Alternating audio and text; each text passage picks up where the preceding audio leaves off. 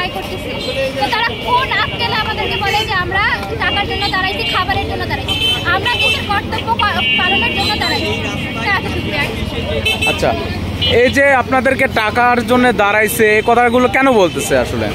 এটা আমি জানি না এটা কেন বলতেছে, হয়তো বা এতজনকে দেখতেছে, দেখার জন্য বলতেছে। কারণ আগে তো আমাদেরকে দেখছে না, আগে পুলিশকে দেখছে, পুলিশ একদিন থাকার পরে কোনো নিয়ম শৃঙ্খলা মানাতে পারলো না। আমরা যখন নিয়ম শৃঙ্খলা মানাতে যাচ্ছি তখন তাদের মুখে একটাই কথা যে তারা হচ্ছে আগে এইভাবেই তারা এরকম নিয়ম মেনে আসছে এবং এইভাবেই থাকবে।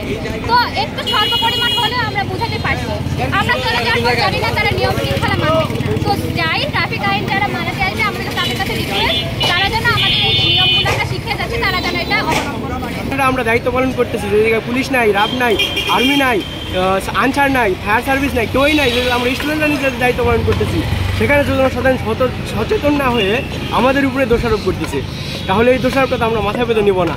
এবং তাদের এই দোষারোপের ফলে আমরা তাদেরকে বোঝানোর চেষ্টা করতেছি যে না ভাই, এটা না এটা, আমরা হচ্ছি যে একটা সরকার আমাদের পতন করছি, স্বৈরাচার পতনের পর আজকে আমাদের এই যে কার্যক্রম, এগুলো আমরা সাধারণ শিক্ষার্থীরা পরিচালনা করতেছি। আমরা দেশের কাজ হিসেবে, দেশের কাজের অংশ হিসেবে নিয়েছি। আজকে যেমন আমরা পুলিশের দায়িত্ব পালন করছি, যদি প্রয়োজন হয় আবার আমরা আন্দোলনে নামবো, যদি আরও প্রয়োজন হয়, প্রয়োজনে আমরা দেশের যে দায়িত্ব সেই দায়িত্বটাও আমরা আগাবো। আচ্ছা, ফায়ার সার্ভিস আপনাদেরকে সহযোগিতা করতেছে, সেই জায়গা থেকে কেমন লাগছে?